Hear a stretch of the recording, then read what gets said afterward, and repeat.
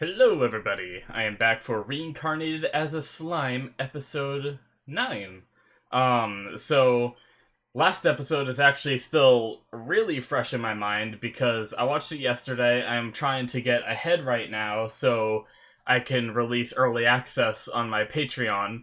And to do that, I want to have all the videos ready so when I release it, I can be one ahead as I go and always have the videos ready and everything, and possibly even work on getting more than one ahead for those of you that support me on Patreon, and you guys get the added benefit of seeing further ahead, getting more episodes more frequently, and stuff like that. It won't affect my normal schedule at all. All the episodes will still be releasing, one a week on the normal days and everything. But yeah, so I basically just watched it last night, and now tonight I'm watching another one. So last time on Reincarnated as a Slime, we had Shizue Izawa unfortunately passed away, which was a very sad episode, but a very beautiful goodbye in my opinion. They did a very good job with it. They didn't bring any, drama into it that they could have with, the other adventurers being like, "Oh my god, you ate her," and stuff like that. And Rem also got his human form with the permission of a human without having to devour a human, because that was always a concern I had, was whether or not he was going to have to eat somebody and how that was going to go about happening. And so it ended up being a good way, and then the adventurers took off to go and form the guild, so who knows how that'll go. We still don't know anything about the elf that's supposed to be keeping an eye on Rem from the dwarf village. And then this started like the beginning of a story again.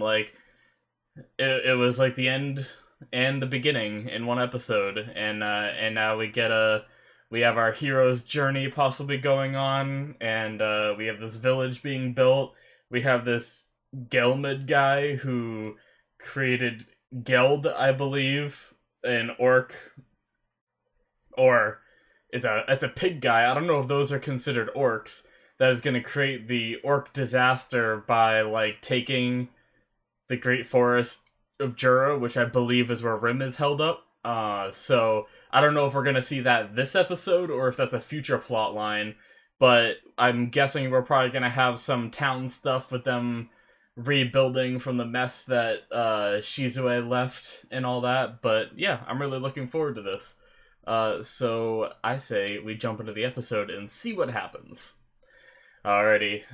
So like usual, guys, you're gonna go to Vimeo and you're gonna click the. You're gonna go to the description. You're gonna click the link to Vimeo that will bring you to my reaction. Very easy, one click away, and then all you have to do is click play once you're there.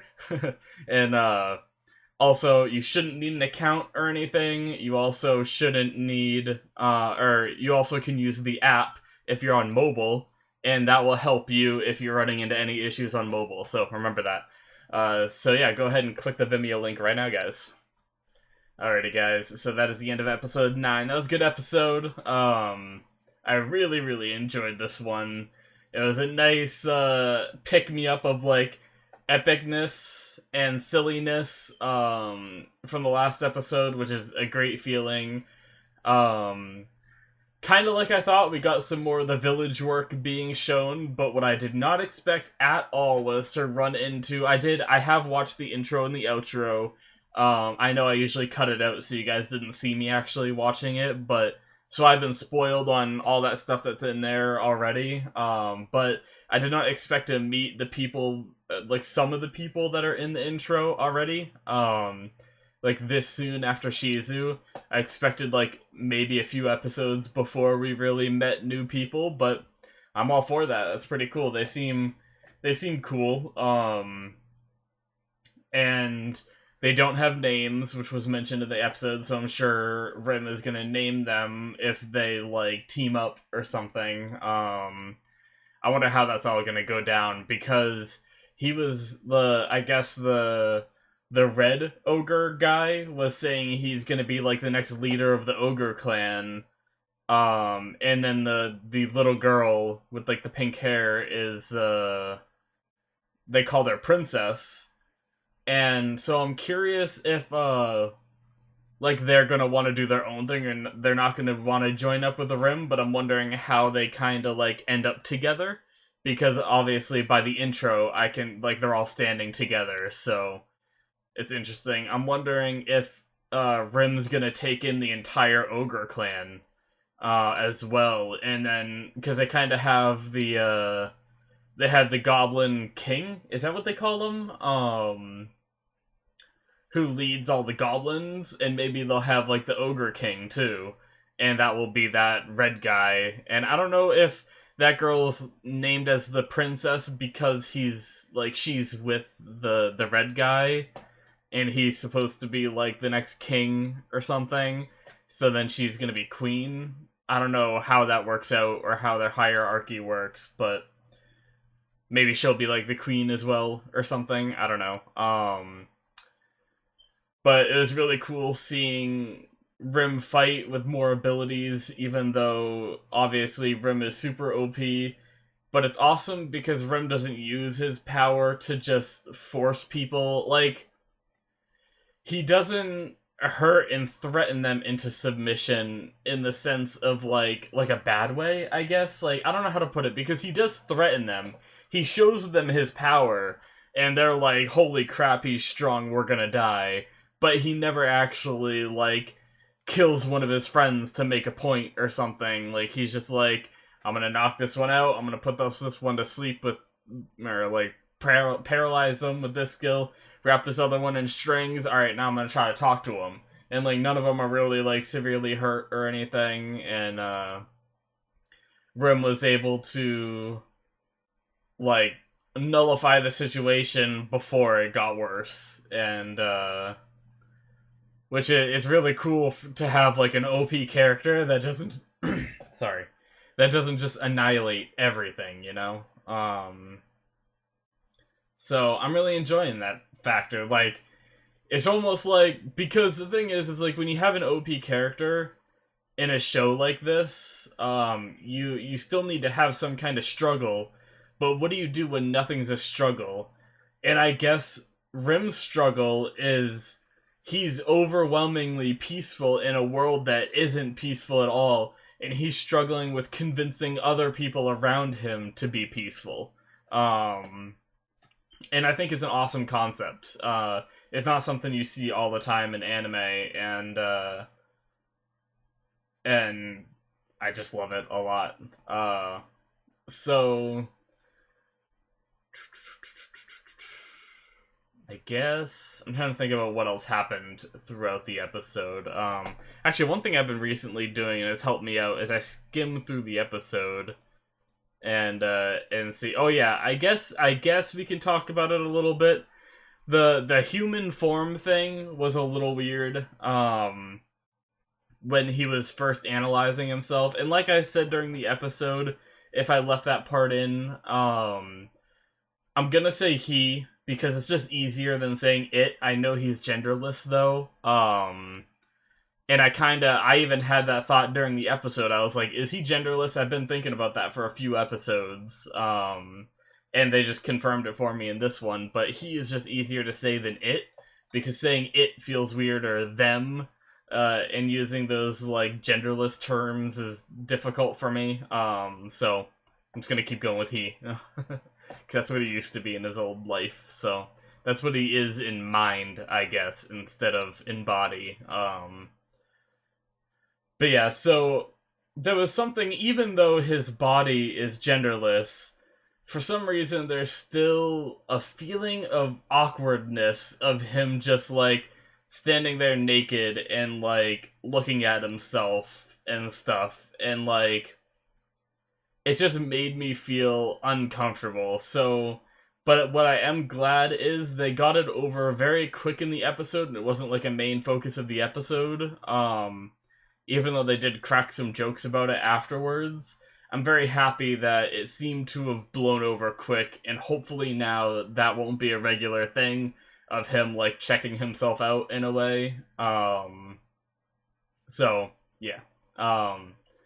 It's like a weird. It's funny because I'm so used to generic fan service that it does, like, generic fan service doesn't really bother me anymore. Like the ogre chick with their big boobs bouncing around on the screen like that, like, it didn't phase me one bit just because I'm so, like, used to it in anime.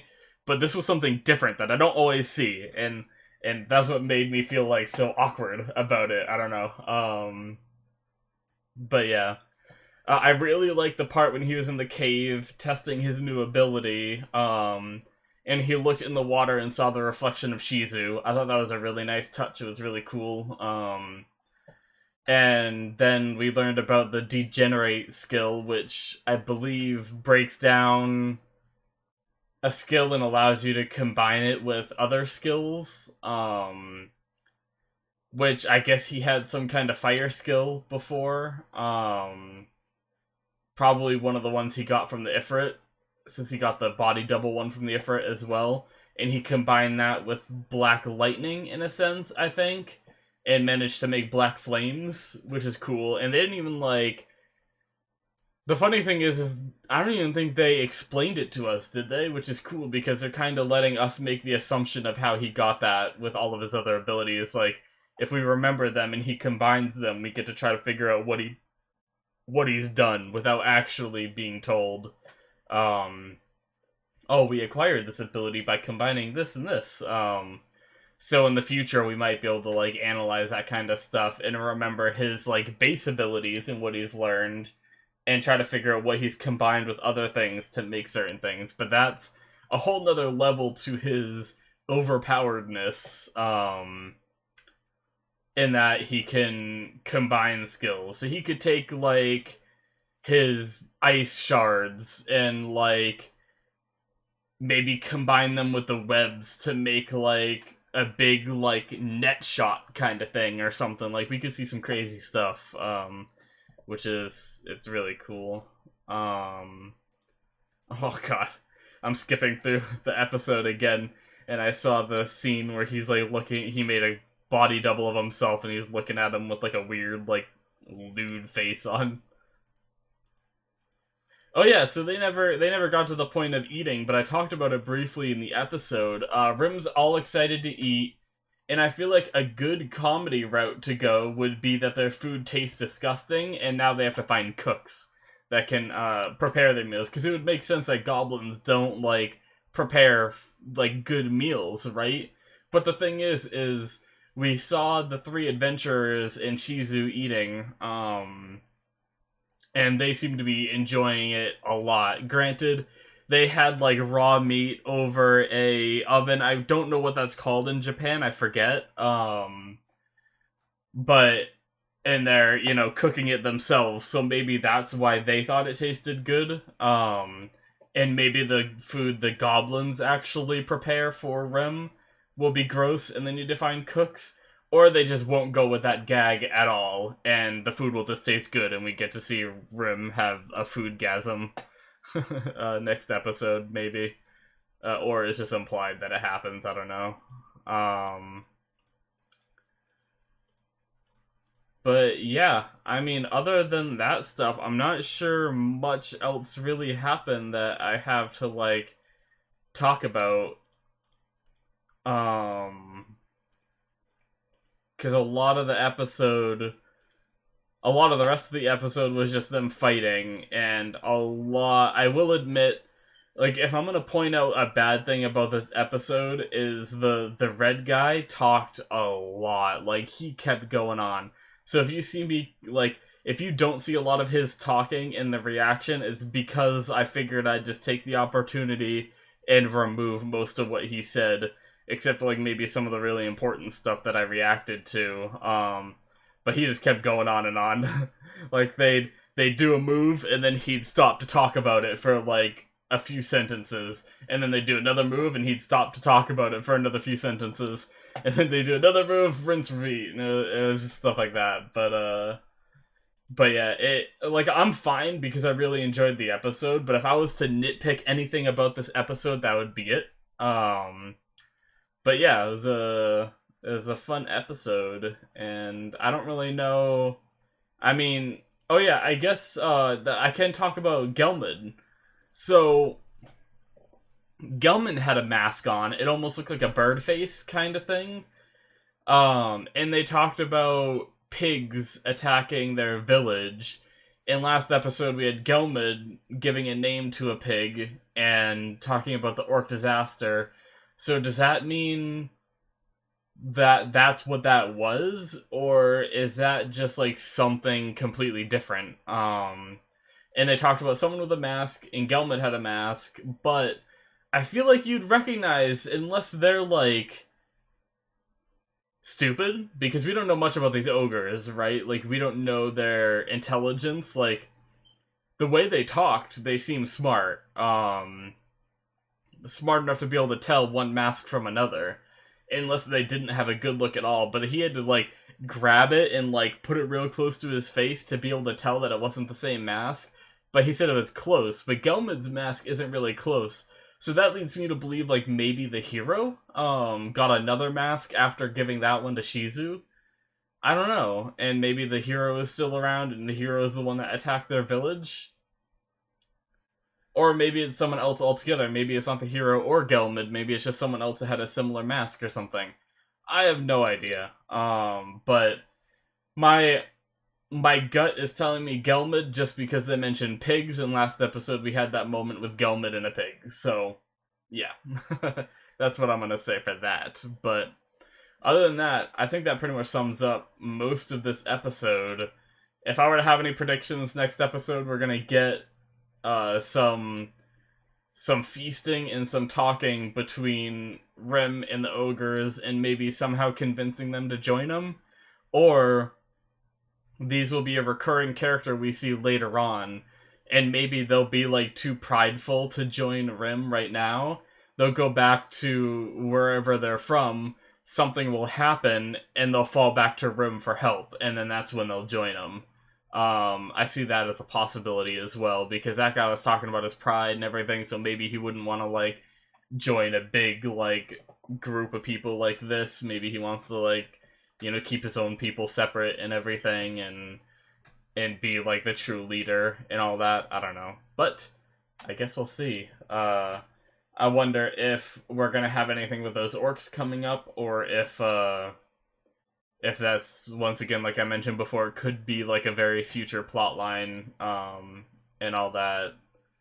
But yeah, I don't know. I guess we'll see when we watch the next episode. I hope you guys enjoyed. If you did, please like the video and subscribe to the channel. I very much appreciate it. And also, if you're interested in full length, where you can see the videos uncut, you can just sync your footage with my timer that I put up and everything, and you can see the entire episode with me.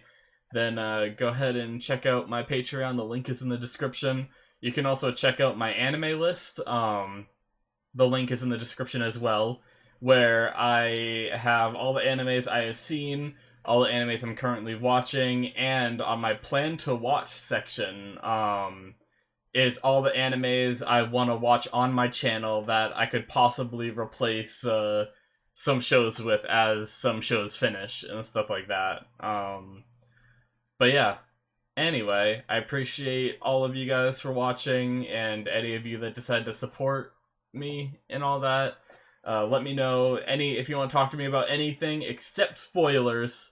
Please leave spoilers out of the comments. But if you guys have any questions or just want to mention something or talk about something, I try to always respond to the comments. Unless they seem spoilery, then I'm just gonna skip them.